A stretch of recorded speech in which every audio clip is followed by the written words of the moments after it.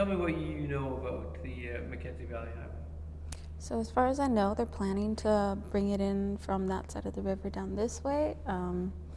When construction's going to start, no idea, because they've tossed back and forth ideas as to when they were going to do it, but just problems with crews or miscommunications or just all over the place. So I'm not really sure on a set date. As a young person, are you excited to hear about it? Or? Yes and no, because that means we have options to, actually bring in supplies for the community, rather that be, food, lumber, gas, things like that, especially that things that are necessities. So I don't know if you've seen news reports, but like this past year, we couldn't get in a lot of those necessities because of how low the water is, just a number of things. Like the store didn't have things for people just because we couldn't get those necessities in, and flying it in just makes it that much more expensive. So when we do have the road coming in, we will have access to those things.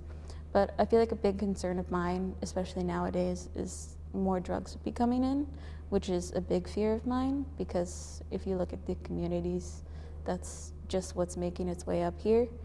And it's one of the sad coping mechanisms for people this far north, just because we don't have access to, like social workers, therapy, things like that. And like not even just that, like say somebody could bring in way more alcohol, and that just leads to more problems for the community, because like bootleggers, vehicle accidents, drinking and driving is on the rise, sadly, this far north. And for, local firefighters, that just makes it that much more difficult, especially for locals that are on with the department, because you've grown up with these people. These are people you love and know. So when you have to pull somebody from a wreck, it just makes it that much harder for you. The bottom line, the highway's going to allow people to travel freely and whenever they want, and they can move almost what they want, so long as they don't get caught. And we have a limited number of RCMP officers here, so there can only be so much that they can do and so much that they can monitor. So like, I think right now we're only have 2, or they're trying to up it to 3, but still that's not enough to really watch over a highway and watch what's coming in and out and what's happening. And like I said, that's like another concern, is like if there is an accident, especially if there's drinking and driving or substances, or even wildlife on that highway and people are just speeding, that's more cause for accidents. And a lot of people here in the north, some of them don't even have real driver's licenses.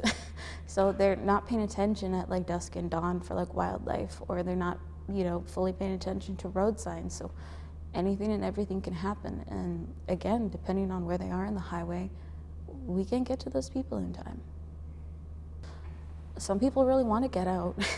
I mean, especially in a community like this, where, like I said, drugs and things of that nature are becoming a more of a coping mechanism for things that people have endured in their past and in their life. And a lot of things from residential schools have still stuck around, especially through ways of abuse, just because that's what our people are introduced to, and it became the normal. So those coping mechanisms are a great push for younger people to actually want to leave. Because when you are somebody who looks around and you see what our community is like and what it's become over the years, you don't want to stay. You want to go somewhere where you can actually have people that are like you and don't want to partake in that life and actually want to do something and, be meaningful and actually try and make a positive impact in the world. I'd say I'm pretty undecided because, like I said, there are pros and cons to this. And being the former fire chief, I've come to really, like I said, feel for the people. So when I have to take care of these hard situations, if I have to pull somebody from a vehicle, if I have to deal with a fire, that's people I know and love my entire life. So seeing those people hurt and seeing their family hurt doesn't just hurt them, it hurts me, especially if I've built connection, especially if it's somebody that, has been a close friend or has been a close family member. And to know that, like I said, there's a possibility for more drugs and alcohol to make its way into the community, that's only going to affect our younger people especially further in a more detrimental way. And I'm hoping at least if we do have the highway come in, we'd have better access to, therapy, counseling, more chances and opportunities to travel, to get out on the land more, to just have the opportunity to go somewhere else if this is a place that's toxic and not as healthy as it used to be.